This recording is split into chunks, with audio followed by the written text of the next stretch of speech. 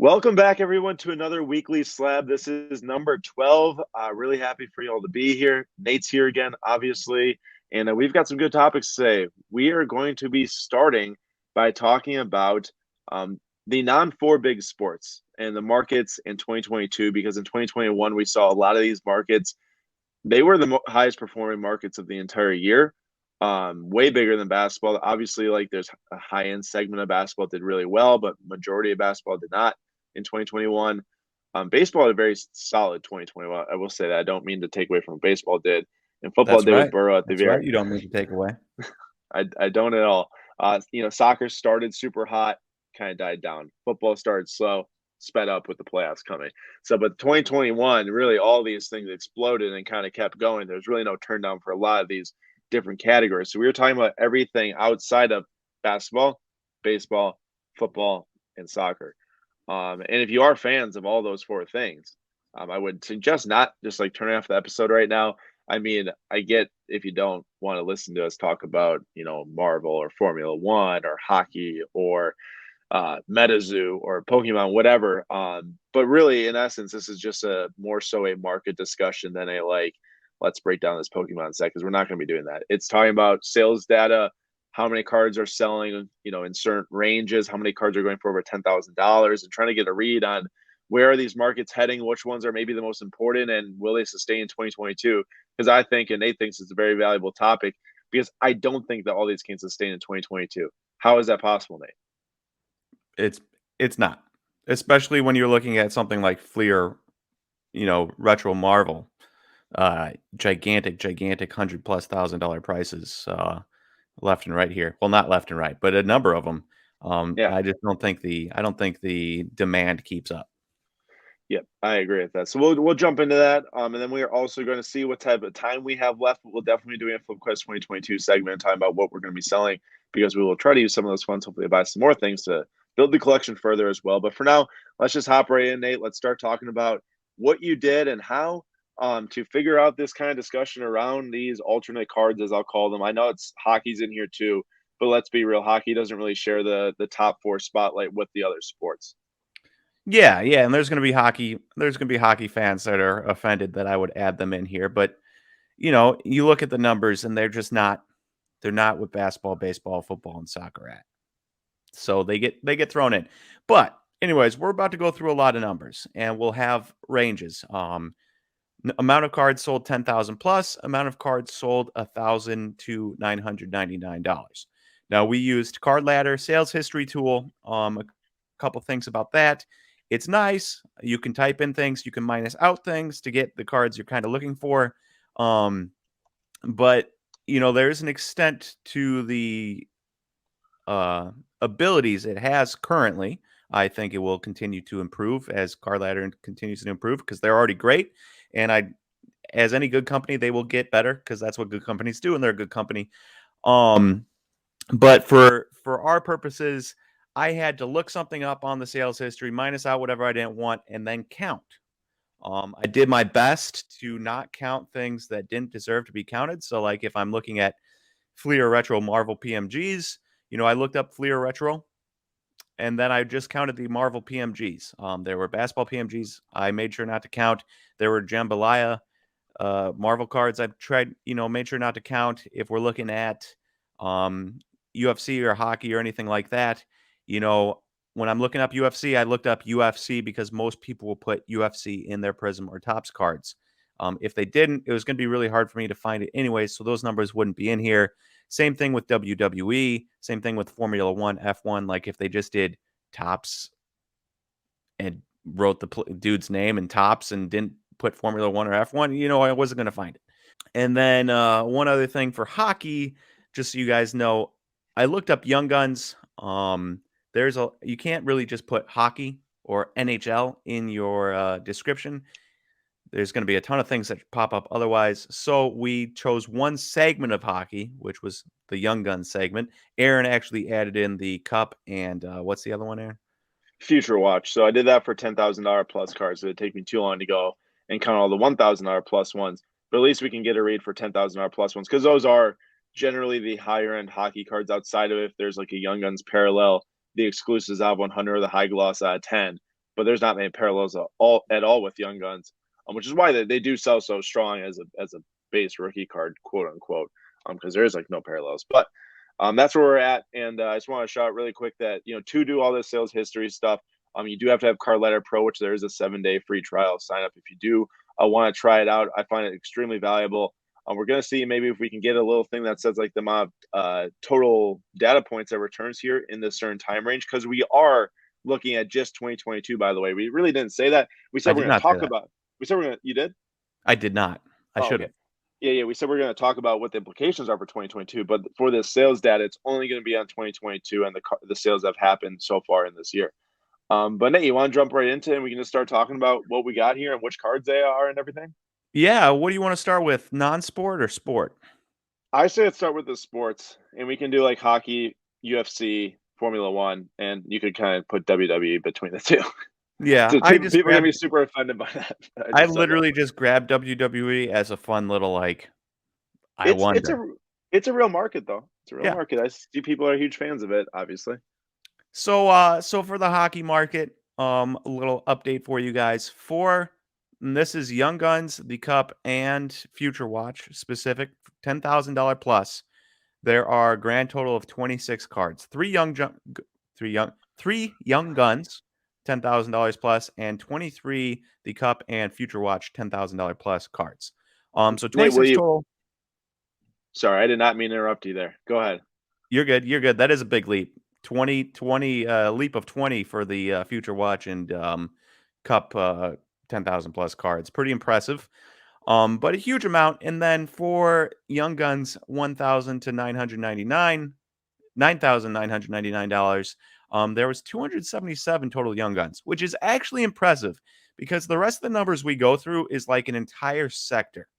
And for hockey, this is just one singular type of card in Upper Deck Young Guns. So the 277 is actually pretty stinking respectable.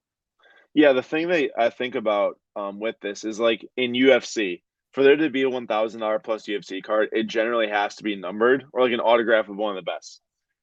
But in hockey, you get Young Guns, which, like I said, they're technically like base rookie cards. Now they're not easy to like pull necessarily, but they're more plentiful than a numbered of 100 card, and they sell frequently for like McDavid, Ovechkin, Austin Matthews, a lot of those other guys too, like them, and those all sell for over $1,000 easily.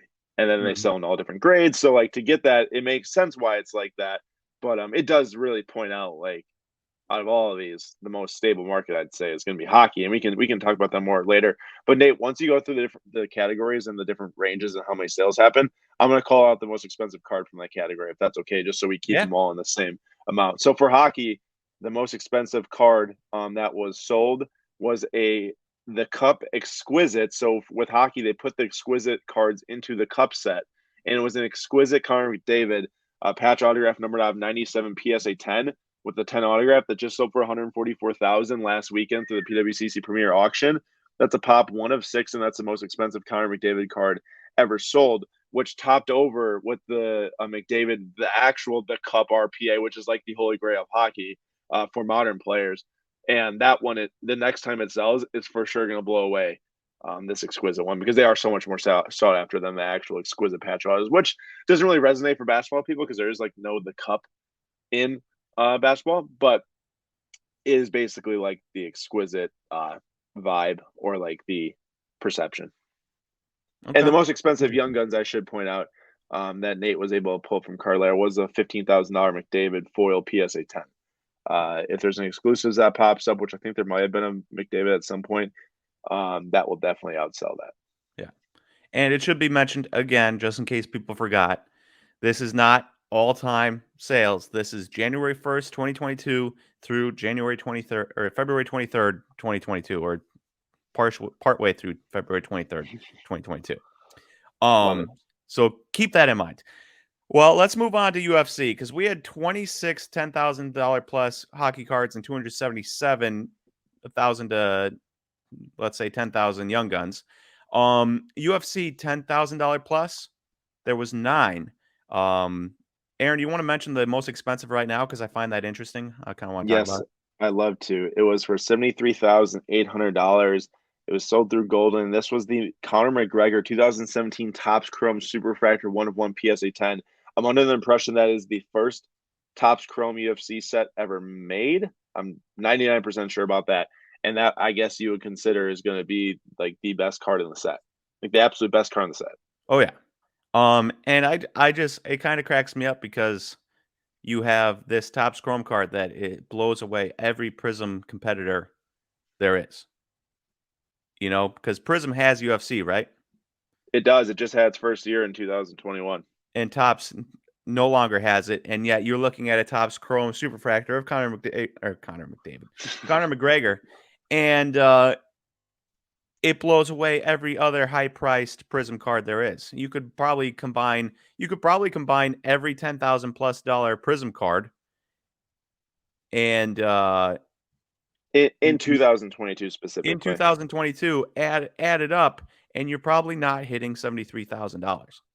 You might come The close. Correct. The next most expensive Prism cards that were sold, or just UFC cards that were sold in general in 2021. So kind of going out of the time range here, just to show how big of a sale this was. There's two Habib cards, one Prism Black, 1 of 1, so for 28,000. One auto from Prism PSA 9, the black auto from the new Prism that sold for $47,700 on July 26th of last year. So that McGregor did destroy what would be the new Prism. Yeah. But also half the price of a McDavid patch auto pop 6 PSA 10 from not the best set. For the hockey, also, remember that's like the most expensive Connor McDavid card ever. That's not, Mhm. there's Gretzky's that have sold for millions. Now, also, that's from the 70s or 79, and they weren't making UFC cards back then. There wasn't even UFC back then. So that kind of makes sense there. True. But moving on, what should we talk F1 next, I think? No, we got to cover 1,000 to 10,000 or 9,999 for UFC, Just, and there I'm just was skipping ahead. 294 of those in that price range. Again, all hand counted. Tried to avoid things that did not belong. So you can see there's only 17 more for the UFC as a total than for just Young Guns. So I was kind of expecting UFC to be a little bit bigger than this. And so it was kind of eye-opening to me. Now, another thing to point out too is we're talking about most UFC cards that are valuable are from 2017 to present. There's a lot of cards, any Ovechkin card, any Crosby card they're selling for big money are all from That's 2005 to now. that's fair. That's So, fair. so that is definitely something to add in there. But you also, I mean, if you think about Formula One, there's only been 1 year production of that, but they're topping a lot of the lists on this because of how hot it is, how expensive it is. So there's two different things here. It's big. UFC, is it as big as maybe some people make it out to be? Probably not. But I will say there are a ton of huge, like really dedicated fans. But a lot of those fans do live in like the sports betting world too. I'd say more probably in the sports betting world for sure. Okay, that's just obvious, like overall numbers in the sports card world. But like compared to like let's say a basketball or something, there's obviously there's so much high end money being spent in basketball. Yeah, I think there's sports betting all over, but it is a lot easier to do sports betting um, at an event like a UFC event that happens on a Saturday or on NFL games that happen on a Sunday, and you know it's going to happen than weekly, nightly NBA games. Yeah, Nightly and MLB games. and and not to mention, I mean, a lot of the massive fights happen in Vegas, so Correct. tons of people are there for it, and are obviously going to be betting out there. Correct. But you mentioned Formula One, and we'll move on because it's true. Formula One is in their first year of Tops cards. Now there's some Tops Now cards, and there was some vintage Formula One in here, but for the most part, this is going to be made up of a lot of Lewis Hamilton, Max Verstappen type cards, and Tops Crumman Dynasty mostly. Topps Grumman Dynasty, and Formula One $10,000 plus. There was 28 total in the first 2 months of this year, and that is obviously higher than hockey. That is higher than UFC. That is higher than WWE. That is higher than every other thing we are going to go through on this list, except for Pokemon. which pretty incredible considering if you would have told me at the start of I don't know 2 years ago that Formula One cards would be higher would have more bandwidth than say WWE, I wouldn't have believed you. That's how little I thought of Formula One compared to like something I think of very little in WWE. And now you obviously think differently. And now I think differently. Obviously, Formula One is fun. I've watched some Drive to Survive, this and that. You see the tweets on Sundays, people are pumped. You see the But tweets on Saturdays about the uh, qualifying. qualifying, so people get pumped for it, and you can see it here because 28 cards in 2 months at $10,000 plus, pretty incredible. But then not only that, 1,000 to the 9,999 range, 343, which is higher than UFC, higher than the Young Guns section. Pretty incredible. Yep, and let me point out, I know you mentioned, Formula One, more $10,000 plus cards in hockey, and we had mentioned this earlier. I just want to reiterate, is that for hockey, that was literally just 3 sets, and there are cards of Ovechkin and Crosby and McDavid that are going to sell out of Exquisite and Ultimate Collection, and these other sets that are going to do more than 10K. So, in essence, yeah, hockey's still bigger than F1 But overall. but Formula One, One two year, sets.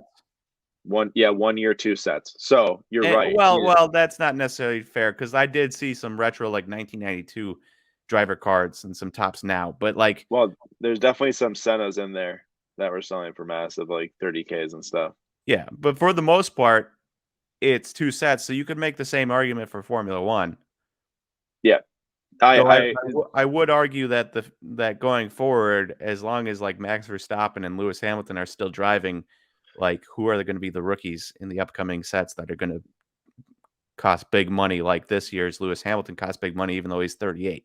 yeah, and that's the thing about the new F1 set this year. I talked about in last week's weekly slab. Not only was it a paper set, which I think completely, everyone loves the first year. And it's just chrome. It's not like that. It's with tops, it always started with the paper and then they add chrome later. When it starts with chrome and they add paper later, it's not as appealing. Hmm. Not to mention the cost of it too. It's a lot. It's like $400 for a paper box, and on top of that, it's like when Nate said, like, I'm not going to sit here and act like I know who the potential rookies are in the set. I know that there's someone named Zhao, I think, who got pulled up from F2, who people are kind of excited for. But most of those, literally, like all the guys that are really interesting or sought after or collected or expensive, all had cards in 2020. So this is just a second variation of all those guys. If basketball came out with a 2022 set and there was no Cade Cunningham, I guess you can maybe use like the 2020 Prism, for example, if there's no LaMelo or Anthony Edwards or any of those other guys you'd be excited for, um, will you really go buy the set? That's how I think about it too. And the answer is probably no, unless you're just like a diehard player collector that wants more cards of your player. I just don't get that excited about, but I do get really excited about the first year sets, especially Dynasty and Topps Chrome. And I do think that Topps Chrome will do well for the second year. Paper's a little iffy, and then Dynasty I think will do really well for the second year because I think it's gonna be really exciting again, and people will actually be able to get their hands on it because now it's just so expensive. Hmm. The nice thing is you bring up that a lot of guys have their cards in this set. Well, if one of these guys pops off, he's some of these guys probably decently cheap. A guy that Yeah, maybe not a ton of people are thinking about. And if one of those guys goes on and wins a race or two, you can still buy into 2020 Formula One cards cheap or yeah. 2021 Formula One cards cheap. Yeah, and I also think this does give people a chance to collect a Hamilton or a Verstappen who don't have oodles of money. So I'm not saying that this probably doesn't need it because I think it is. I just think that if you just think about the market perception and which one's heading up and which one might be kind of laying flat, that's how I think about it. Yeah. Not a knock on the product overall or what it's going to do for the market because I think it'll help if the cards are affordable for people. Um. Well, there Nope, you go.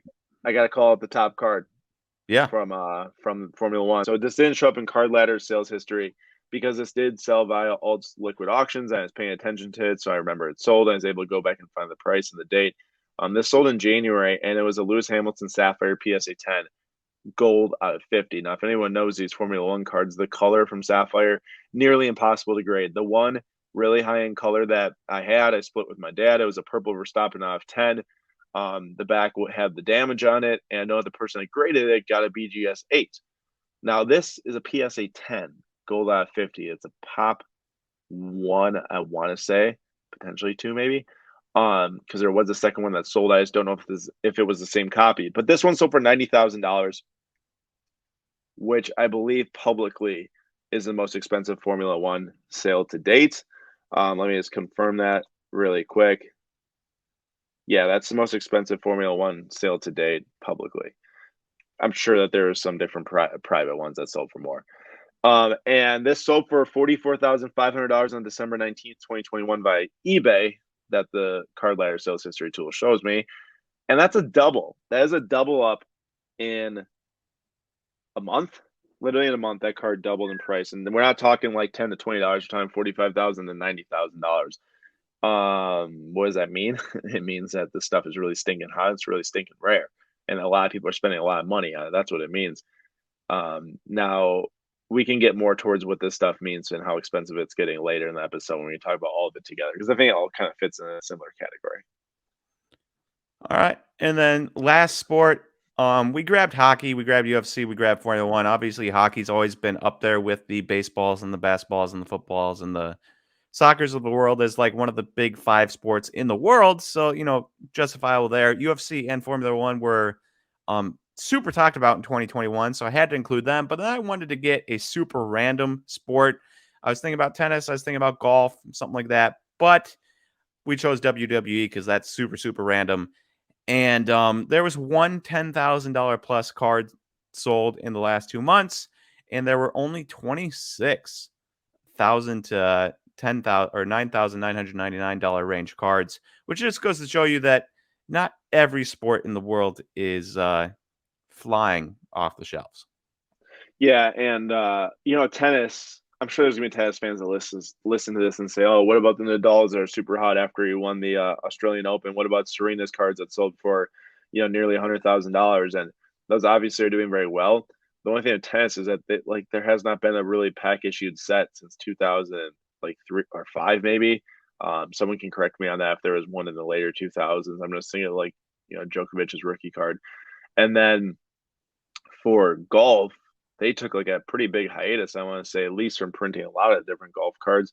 Not to say we couldn't have included both of those, because there's really caveats to all these different sports in general or non-sports. But that's where we're at here. And the most expensive card that sold that was over $10,000 was a Roman Reigns Super Fractor autograph 1/1 PSA 10 from 2014 that sold for $15,000. Now I don't know enough about the WWE market to even know if this was the first year of Topps Chrome. I kind of assume it is, but I also could be completely wrong on that. So if you do know, please let us know in the comments. We are not WWE experts or even novices in any standpoint. I literally know nothing other than some of the names. John Cena. I know Roman Reigns.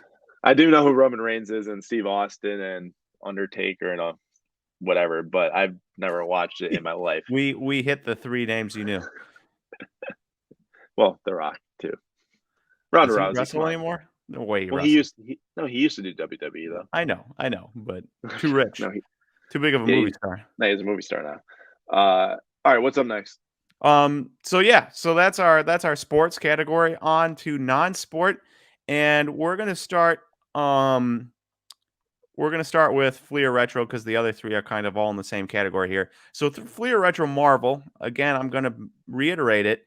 I looked up Fleer Retro and I hand counted everything, and I just took PMGs. I didn't take jambalayas of Marvel characters.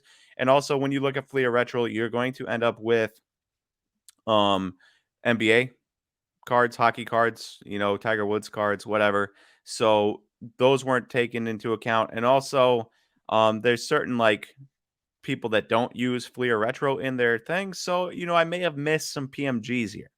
Yeah, I did a different search for Nate like right before we started recording, and I've been doing a lot of research on hockey PMGs for the last few months now. In a lot of ways, some people list with PMG, some people list with precious metal gems, some people don't list with Fleer at all or Fleer Retro at all. So I kind of just got the ones that are $10,000 or over and try to get as accurate as possible.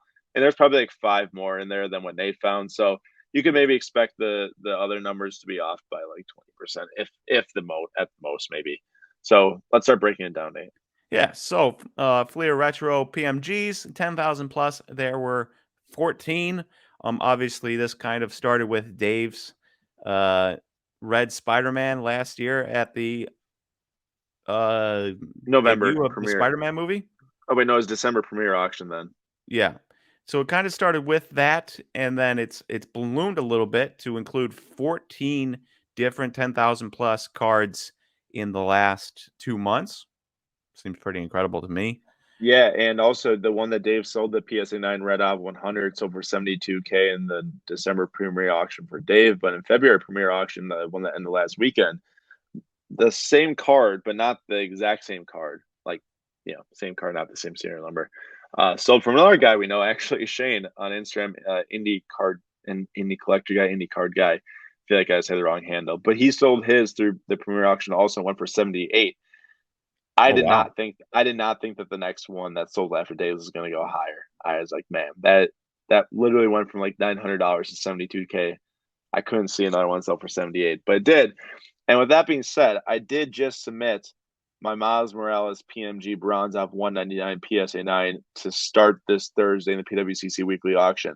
So I'm not going to sit here and try to hype up PMGs for Marvel because I am selling mine for the exact reason you see something go from 72 to 78K, it moved a little bit. Did it move 25K? No. I have a feeling that that was enough slowage of, slowage downage, I don't know what you want to say, that it's the right time to sell.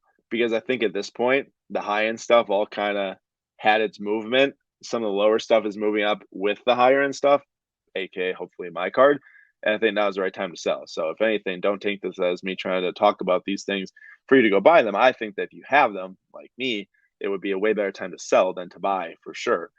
Even with the Spider Into the Spider Verse 2 coming in October, I still feel like that sometime between now and then this card will be cheaper, especially with the pop going from 1 when I graded it to 4 within 2 months because people are all trying to buy these things up and grade them now. And I am actually surprised it got to 4 this quick, but it did. Hmm. There you go. Aaron selling his Miles Morales. He loves Miles Morales. I do. That's one of my favorite movies of all time. But hey, when you spend $15 on a card, you can't really turn down what I'm hoping to be like 3 to 4K. No, you cannot. I agree. Profit is profit, and sometimes you just gotta take it, no matter how much you like a card, right? Yeah, Aaron Ashby, Nate. Yep, correct. Fleer Retro Marvel 1,000 to 9,999. That was 78. You probably could throw another like 40 on there. Let's just assume that it's around 120 actually, for that number. But 120 is still significantly lower than the Young Guns or the UFC or Formula One. Despite there being, 2013, 2015, 2017, and like 1997 Fleer Retro PMGs. Just trying to point out that there's about 4 years of sets. And so you'd expect, and there's a billion Marvel superheroes.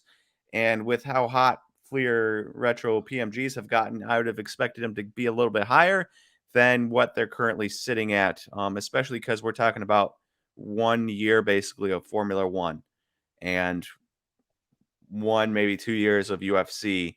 And yet there's way more UFC cards, not high end, but medium end cards selling, and medium end Formula One cards and high end Formula One cards selling than Marvel. Not something I Although, expected, especially because Marvel's worldwide. I mean, UFC's worldwide, but like Marvel is worldwide. can I point something out here too? Because all of these come with caveats, right? So we're talking about all these different sales for the different sports or non-sports, and literally every single one we can come up with some caveat for. And my caveat for PMGs is that I at least know that the 2017, the Fleer Ultra Slab. See, they don't even call that one retro. It's like the 2017 set, which is what my Miles Morales is from, is Fleer Ultra. So, right, so like what Oh, Nate's looking at now is really just 2013 and 2015, not even 2017. So like, there's a lot that's up from that. But the complete set for 2017 Fleer Ultra PMGs is a 50 card set. Like that's like nothing. To that's have true. 50 different characters, like that's really small compared to how big some type of UFC set is and all the different parallels in UFC. So like this is a very hard topic to get some concrete statement on, which is why we're not going to make a concrete statement on this. We're just going to present the different data and let you all think about this. Though I think we should both take a guess at Oh, who do we we will. yeah. So let's dive through the rest of this data real quick, and Yeah, then really quick. let's take some guesses here. Okay. Wait, before you do that, I'll call out the biggest sale for the PMGs, but we'll skip it for the rest of them. Fleer Retro, 255K for a green Spider-Man out of 10. It was private sale by Golden that just sold the other day. So 255K on a green 2013 Spider-Man. There you go. All right, the last three are all of the same vein: Pokemon, Yu-Gi-Oh, and MetaZoo. And Pokemon $10,000 plus. Actually, I'm going to start at the bottom and go up. It'll be more exciting that way. MetaZoo, $10,000 plus. There was one card. 1,000 to 9,999. There was 124. Do with that what you will. I don't think I've ever seen a MetaZoo card in the wild. So I don't even know where you buy MetaZoo. I know nothing about it besides the name. Yu-Gi-Oh, on the other hand, used to watch that show, and there was four $10,000 plus sales in the last 2 months, but there was only 119,000 to $9,999 range, which is actually kind of shocking because that's 5 less than MetaZoo, which has 1 year of cards. And then that brings us to Pokemon, which was by far and away the biggest section out of every section we talked about. Hockey, Marvel, UFC, WWE, Formula One. You could probably actually like add them all together and they don't even match up to the amount of money people spent on Pokemon, because Pokemon $10,000 plus cards, there was 68 in 2022. in 2022 in the first 2 months. And the 1,000 to $9,999 range, I quit counting at 1,000. I counted up to 1,000. I did my best to not include sets or lots or anything like that, and we were at 1,000 plus with 1,150 at $1,150, and I was counting down, so I had to go from 1,150 to 1,000, which I have to imagine would have added like another like 200, 300, something like that. So 1,000 plus $1,000 or more, or almost to $10,000 Pokemon cards in the first 2 months of 2022. And I thought I Pokemon was can't dying.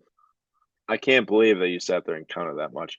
Now, let me point out something about this is that it makes sense. Okay, the most produced cards of all of these are the Pokemon cards. True. The I guess you'd say I'd say the longest standing.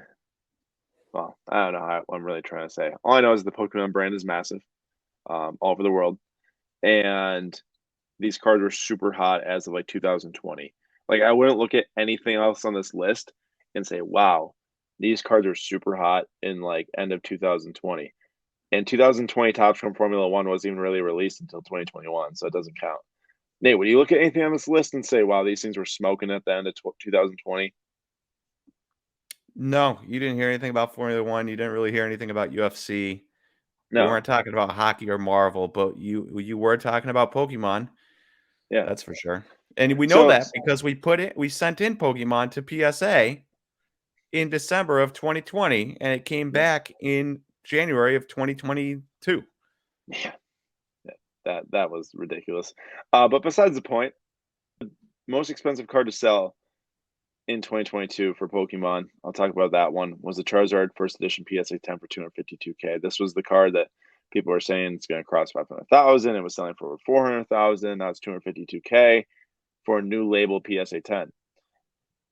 That is cheaper than the Marvel card that just sold on February 22nd for 255K, the Spider-Man. If you sat there and told me that in the next year and a half, a Marvel card of any type would outsell the best Pokemon card in existence, okay, let me take a step back. I know there's like an illustrated Pikachu that's like $1 million card. The best, the best one that you can actually acquire, I should say, sells for 252K, and now the Spider-Man sells for 255. That's crazy, and that's not crazy. I'm not saying it's like a bad type of crazy. It's just wild. That's how much ground Marvel PMGs made up in like less than a year, because they were definitely like starting to get bought through the first like half to 3/4 of the year last year, but it's It really the should be last noted, quarter of though, last year. Yes. that you are taking a high Like that is the high of Marvel, 252 or 255, and this is not anywhere close to the peak for Yes. Pokemon. Yes.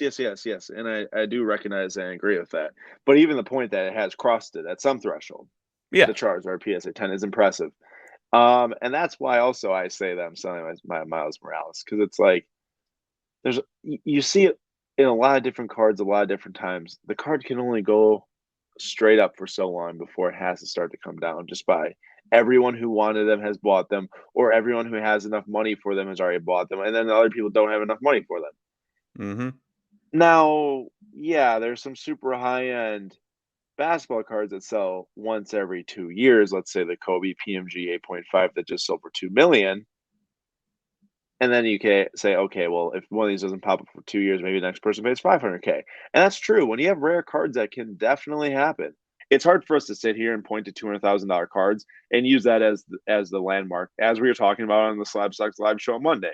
Like the overall market can't afford that. 99% of the market can't afford that, but they can't afford the $2,000, $3,000, $4,000 cards mostly. And I mean, I know people can't afford those either. And there's like the $100, $200 cards or the $10, $20 cards. It doesn't matter. We all love everyone that buys cards regardless of the budget. But that's why I personally am selling like a $3,000 to $5,000 PMG because those are more accessible. And then the more people that can have them can sell them faster, and then the market starts to go down. And maybe it's not for that green Spider-Man that's just sold for 255, but might be for the one that I have, which is why I'm selling. Yeah. Um, but obviously a lot of numbers here, a lot of facts, a lot of figures. Um, and one interesting thing that I wanted to bring up is that we're talking about a lot of not, secondary sports, non-sports here. Um, and I wanted to do something interesting, so I just typed in Michael Jordan, sorted by highest to lowest, last 2 months, and counted everything that was a sports card, up to $50,000, not $10,000, $50,000. And there was 59 sales of Michael Jordan cards that were over $50,000. To put that in perspective, if you add up all of hockey, if you add up everything but Pokemon. Pokemon, it comes out to like 75, 78, something like that. I think it's 78. And there's 59 Michael Jordans. 78 cards from all these other sets, $10,000 plus. There's 59 Michael Jordans that are over $50,000. Pokemon is gigantic. There's 68 $10,000 plus Pokemon cards that have sold in the last 2 months. 59 Michael Jordan.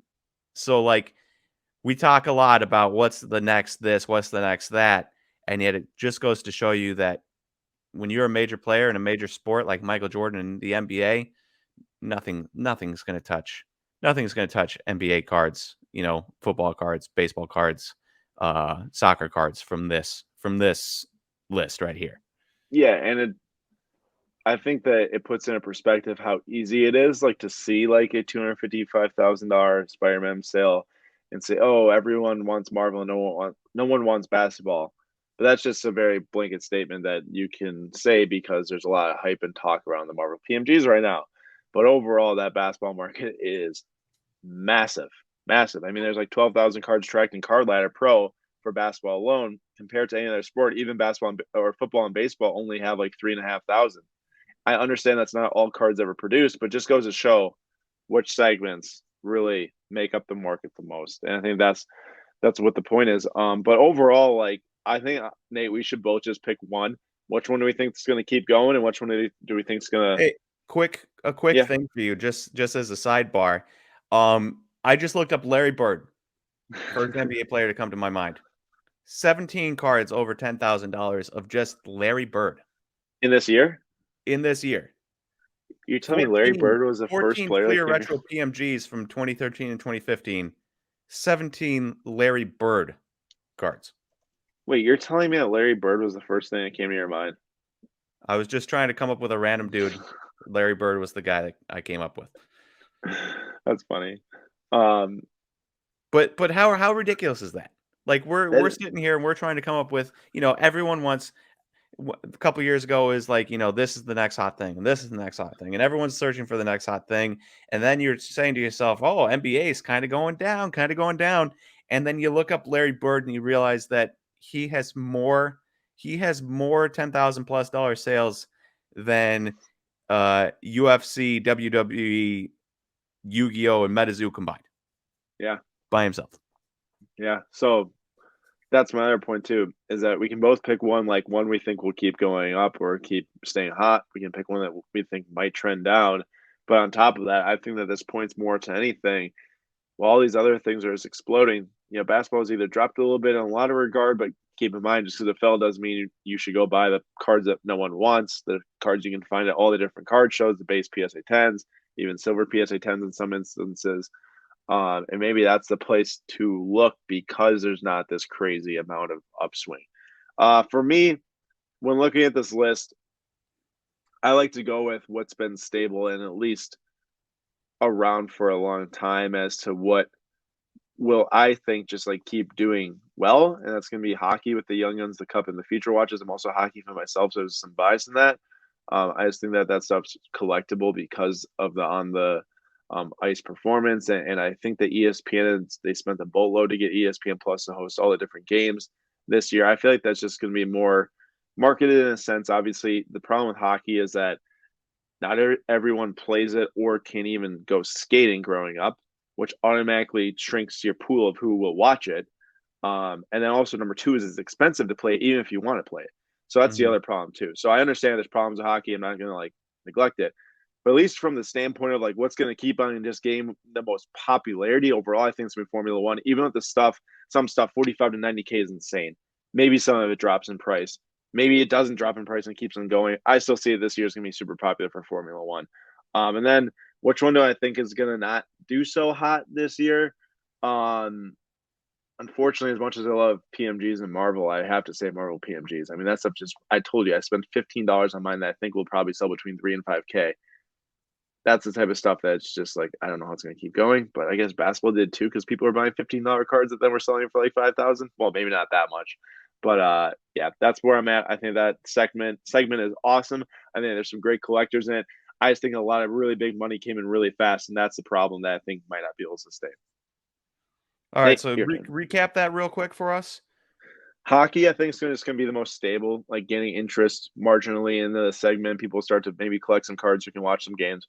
I think Formula One's going to increase the most in popularity and in turn probably increase the most in price just because of that. Although I think there's some areas that might go down if drivers don't do well, just as we see in basketball. And then I think Marvel PMGs is going to get hurt the most in 2022 because of how much it gained value through the end of 2021 into the beginning of 2022. Okay. Um, I'm actually I'll go with what I think is going to be hurt the most, and I'm gonna go spicy take on you here and say Formula One. Your paper cards, along with no really good rookies, I think is going to Curb interest. curb interest a little bit. There's still going to be interest in the first year of Formula One, but I think the grand total is going to, like, these cards are going to weigh down the other cards, if that makes sense. To the point where like uh you're not getting new rookies in. Yeah. That's a problem.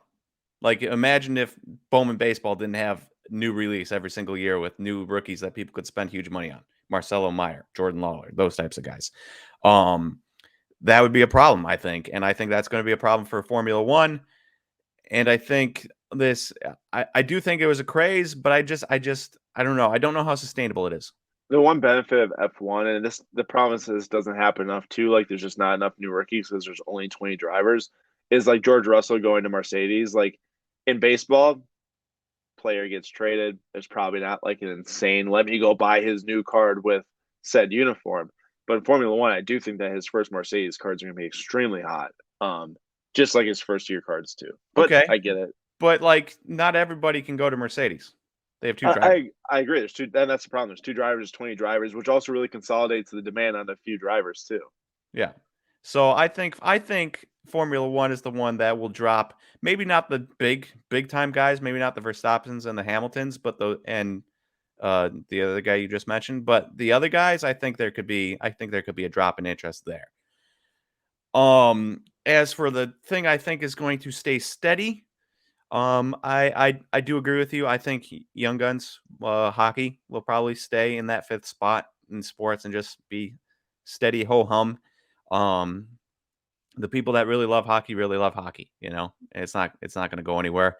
And then I think the thing that's going to rise the most, and I can't believe I'm saying this, and this probably isn't a 2022 thing, but more of a just in the future, is Pokemon. Um, you're looking at the prices. And I know the prices have dropped, but you're just looking at the sheer amount of interest in these numbers. 1,000 plus $1,000 cards in just the first 2 months of the year. And that's without, I know they have Pokemon Go and Pokemon video games and stuff like this, but what happens when they start making, and they have Pokemon TV shows, Pokemon movies, but what happens when they start really expanding and into spin-offs like they're doing with Game of Thrones or Amazon or with Lord of the Rings, or what happens when they start making live action stuff that's a little bit more um like intense, Or what happens when they bring in someone to manage a segment of their business in the card industry that knows the sports card industry and starts to produce sets like for MetaZoo, how they had Tops produce a set. They start producing card sets too, which have parallels, high end inserts, anything like that. I don't know if it's going to happen someday. It'd be so radically different than what they've done for the past 25 years, but that could bring a ton of interest too. Yeah, they could, and they should. And so, like, there's so much going for Pokemon that just hasn't been, like, outside of games and TVs and movies, that hasn't been grasped. And even like, Disneyland is so popular, Disney World's so popular. You could do that with Pokemon. Maybe there is something like that in Japan. I think that Um, there is. but you could do that with Pokemon worldwide because people love Pokemon. You think kids aren't going to be lining up begging their parents to go to Pokemon World? Oh, they will. In Georgia or Texas or something, to see a Venusaur roller coaster or a Tentacool spinny thing, Nate, So Nate with those big brain ideas here. yeah, well, what I'm trying to say is Pokemon's done a really good job of building a brand, It's one of the but most I popular feel like franchises in the world. they can do like a massive job the way Disney has done with Marvel and the way Disney does with their own Disney characters. Um, of building more. Like if Harry Potter can have its own Harry Potter world, Pokemon can definitely do major things like that. And so and that will just add to the excitement. And if you can go into a Pokemon world and make your own Pokeball or something, how much more exciting are kids going to be to collect these cards? Not to mention the activation of cards at parks Yeah. like So themselves, the that's cards my do. choice, but it's more of a long range choice than a 2022 choice. I got you. That makes sense. That makes sense.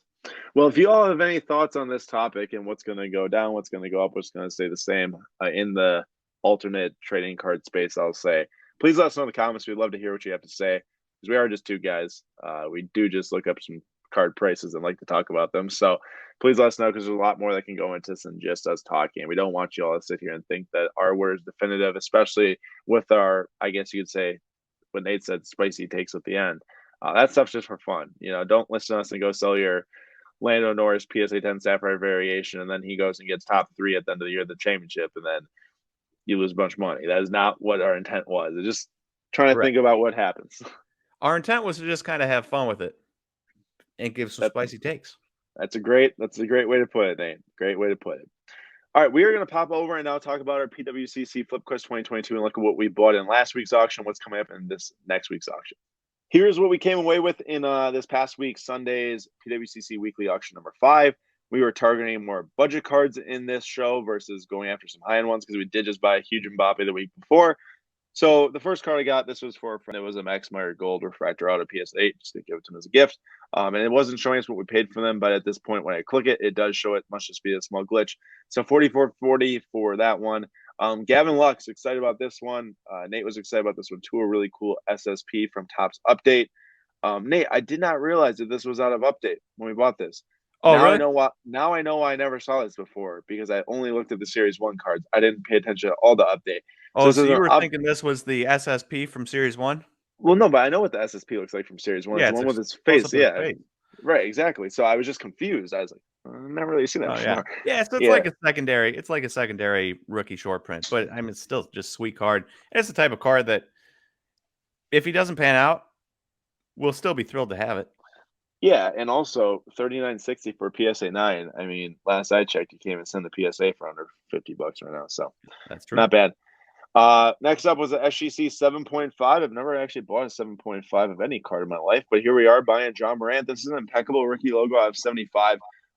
Pretty thrilled about the price, 81.60.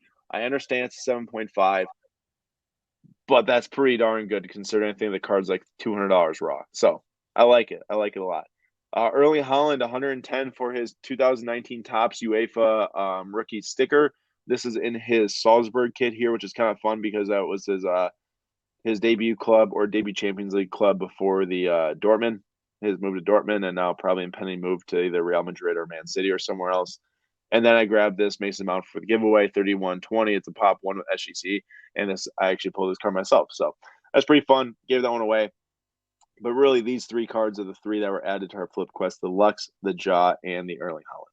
Weekly auction number 6 closes this Sunday at 10 p.m. Eastern Time. Extended bidding starts. We will be live starting at 9:45 p.m. Eastern Time on the YouTube channel you're watching this on right now. If you're listening to this on podcast, please join us on the YouTube channel. Look up SlabStox on YouTube. As you can see, some bids are already getting placed for this upcoming week's auction, and we are going to look at the cards we are the most excited for in this auction. And I'm going to zoom in here because the one I'm most excited for definitely won't be able to win it, but it is this 2014 Select Black 1 of 1 9.5 of Giannis. This is a second year card. And I think a lot of people, a lot of times, are like, oh, not a rookie. Well, guess what? The most expensive Kobe card ever just sold for $2 million and was from 1997. It was a green PMG out of 10.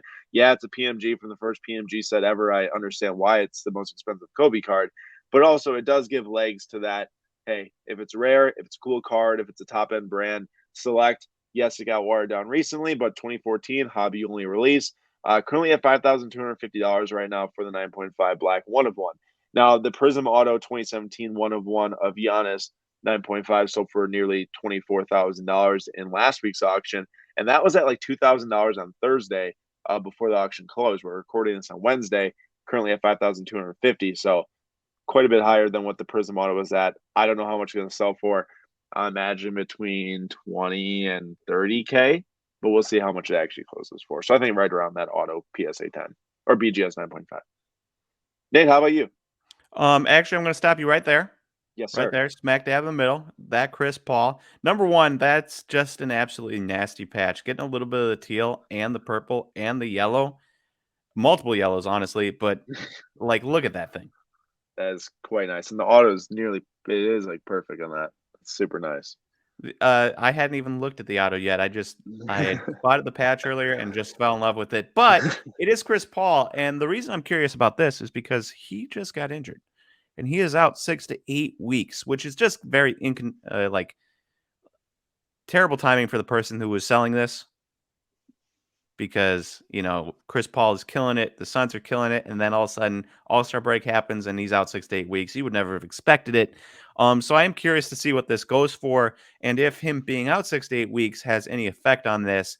I tell you what it does have effect on though, and what it does have effect on is my stinking fantasy team. I was in second place, cruising along. First place is really good. Like first place had like every breakout guy in the world.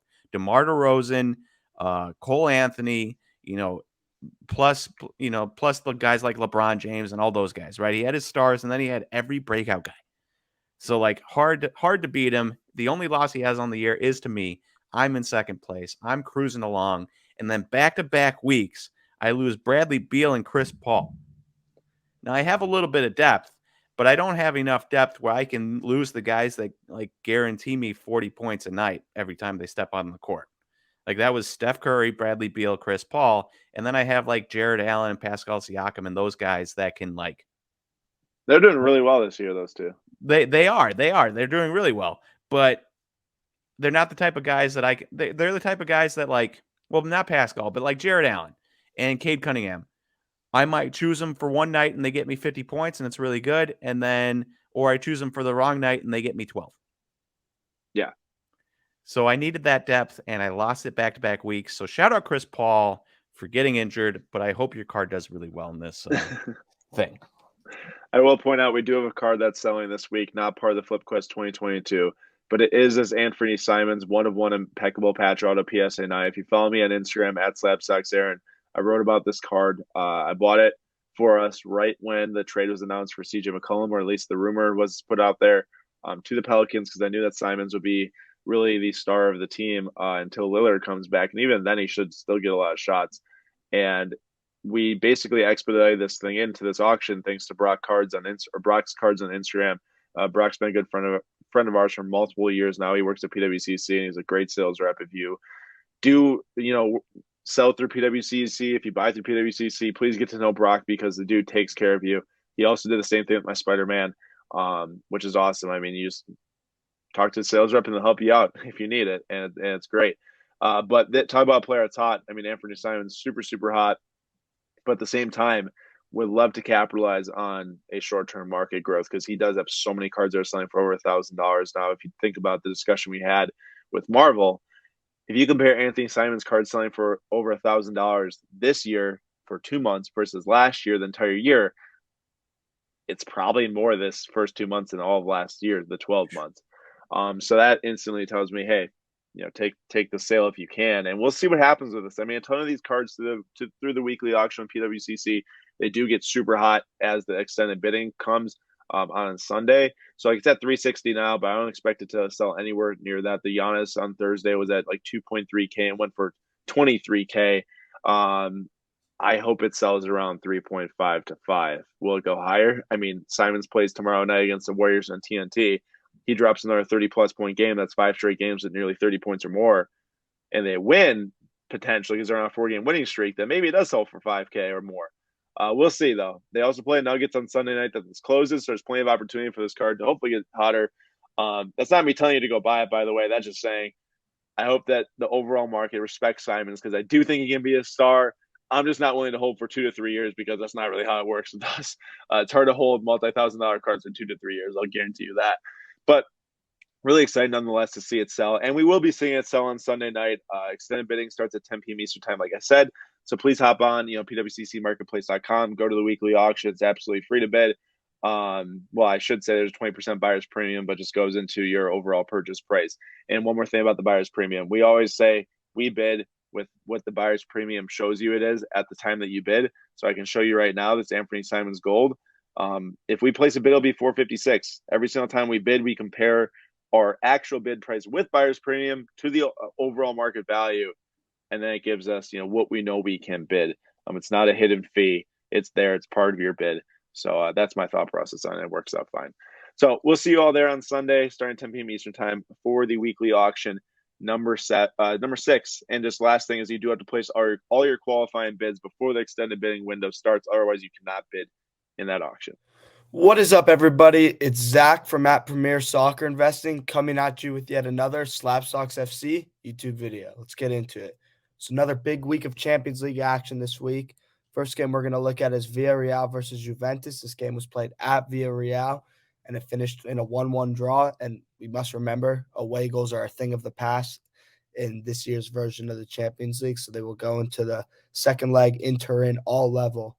This game was really it peaked in the first minute, in my opinion, when Dusan Vlahovic scored a brilliant goal for Juventus. A long ball over the top, great touch, held off the defender, and then on just the half turn, without even looking at the goal, was able to slot it into the far corner. And it was an Erling Haaland, Harry Kane, just pure striker finish type of goal.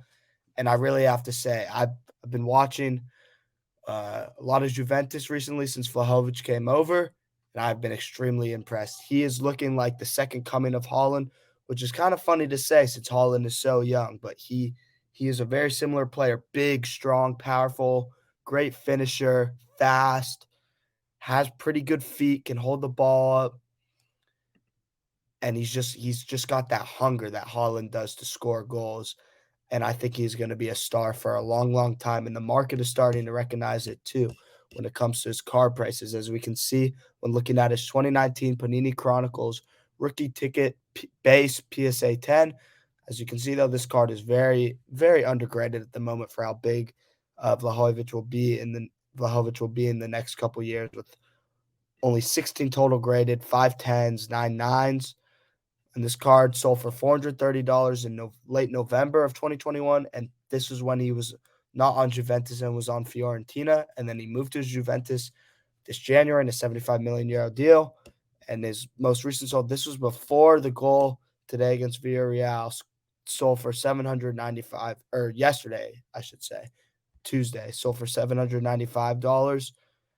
And look, he is already becoming the face of that Juventus team, especially with the ball out. McKennie getting hurt now too, and will be out for a while. The rest of Juventus season hinges on his shoulders, and just the future is extremely bright for him. I expect a full season with Juventus. He'll be scoring 30 goals in the league, Champions League goals, all of that. And I think he's going to be a star in this game for a long, long time. So he's definitely one to watch moving forwards. Then the other game yesterday on Tuesday was Chelsea was playing Lille, and this game was really highlighted by the performances of two players. Kai Havertz scored in the 8th minute, and Christian Pulisic with a goal in the 63rd minute. Pulisic attempting a gritty after. Wasn't a great gritty. Better than Jamie Carragher's, but not much better than that. But Havertz, Pulisic showing why Tuchel should have him in the starting lineup every game. Havertz showing that Chelsea doesn't need Lukaku to score goals. Havertz was really looking back to his best, his Champions League final winning form in this one. And it's obviously been rough for Havertz investors since the Champions League finals. We can see this card peaked at $160 right around that point.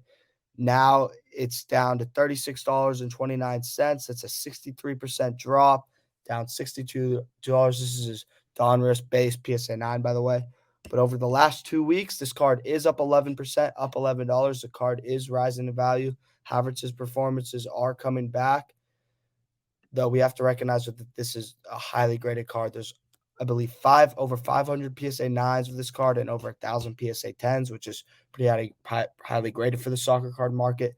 However, if Havertz can continue his performances on this upward trend, that places him in a good position, both as Chelsea continues to look to make a run in the Champions League and defend their title, and then with Germany at the World Cup at the end of the year. So, as we can see, Havertz does have a market when he's playing well, so there is a lot of room for his cards to grow if he can continue to keep up the performances that he did today or yesterday, I should say. And he did look very, very good. He was creating chances all over the field, looked strong, fast, athletic, confident. If he can keep it up, his cards will rise in value. And then the first game we're going to be looking at in today's slate was Ajax versus Benfica. This was a very entertaining game to watch. Both teams were willing to attack. This game was in Benfica. Sebastian Haller scored both an own goal and a goal, continuing his hold as the highest scorer in this year's Champions League. And I believe he's the highest scorer in the Eredivisie, the highest league in the Netherlands where Ajax plays too. Card-wise, this obviously wasn't the biggest game. However, Ajax does have one of the most highly touted rookies from the previous Champions League class in Ryan Gravenberch. And we can see from this that his market is down, as we're looking at his 2021 Topps Chrome Sapphire Aqua. So this is numbered out at 150 PSA 10. This card sold for $510 in October 2021. And then just today, his Sapphire PSA 9 out of 50 sold for $650. Since this, even though it was the Aqua was a 10 and the orange was a 9, there's only 2 graded oranges in existence. And with it being out of 50 versus 150, the price discrepancy should have been higher if his market was up. However, it isn't. And here's why. He's a quality player for sure. There's no doubt about that. But he's an 8. He's a number 8. He's a midfielder, a 6 or an 8 that doesn't really score goals, that doesn't get too many assists. And so it's tough for those guys to have long-term huge marks. 'Cause you even look at someone like Conte, he'll get, the odd goal and assists here and there during the season. And he's widely recognized as one of the best in the world at what he does. And outside of his rare rookie sticker PSA 10 and 9s, he really doesn't have much of a market. So just have to keep that in mind when investing in these young guys that play in those roles, like a Gravenberch or even a Camavinga for Real Madrid, that the ceiling is going to be a lot lower if the goals and assists are not following with their good performances, unless the market matures at some point and comes to recognize the value in those players. Does that happen? Maybe. Is it going to happen soon? Probably not. Then the last game of the day, and probably the biggest game of this Champions League match week, was Atletico Madrid versus Manchester United. João Felix scoring for Atletico and Anthony Elanga scoring for United. Felix putting in a man of the match performance in this one. He's looked the best I've seen him in months. Really confident on the ball today, running at the United defense. Scored a great diving header goal. Shades of Robin van Persie's goal in the World Cup against Spain, with this one clattering it in off the post. And Felix looked good. He looked confident for a change, which we have not seen in recent months in his performances in that Atletico Madrid shirt. And as you can see from the last 2 weeks, or excuse me, last month, his performances have been up. He had a confidence in this game because his performances in previous games have been pretty good, with now 2 goals and 2 assists in his last 4 games in all competition. Is this a sign of Felix finally tapping into that otherworldly talent that caused his hype to be so high in the card market and caused Atletico Madrid to spend so much money on him in the transfer market?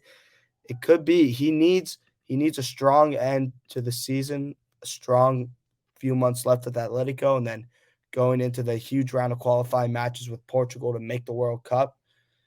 If they're going to make it, they're probably going to need him to put in a performance like he did today. And if he's able to do so and Portugal makes the World Cup, there will be a lot of hype coming back in for Felix, because there's a lot of people holding Felix cards that want to see him succeed and that know how talented he is and know what his market once was and what it could be again if he reaches the heights that he did earlier in his career. And as we can see right now, up almost $40, a 55% change in just a month. He's on that upward trajectory right now. If he can keep it up, big things are coming for him as a player and for his card market. And as always, all data, sales history, graphs, trends, all that great stuff coming courtesy of Card Ladder. That's going to do it for this week. Thanks for watching. Thanks, everyone, for watching another weekly Slab. This was number 12. Great discussion, I think, about all the different alternate sports and cards in the marketplace, because it is more than just basketball, football, and baseball and soccer now. 2021 proved us, if anything, that other categories can survive and thrive very well. So I'm very excited to see what happens in 2022. Nate, thanks again for joining me on another weekly Slab. Makes it very enjoyable to be here, especially when you rant about fantasy teams every single week. I'm salty. And then the last thing is I'm going to plug for Nate, because we both forgot to do it. That Dinging Corner is coming on Friday. Nate, what's he going to talk about? Because I forgot about that. We are going to be talking about Fangraphs Top 100. Just came out today, so we will be discussing it and dissecting it. Awesome. You love to hear it. And also love to have you all for another weekly Slab number 12. Please drop us a comment if you have any thoughts on the episode or want to give a take on any of the things we talked about. If not, then we will see you all next week for the weekly Slab number 13.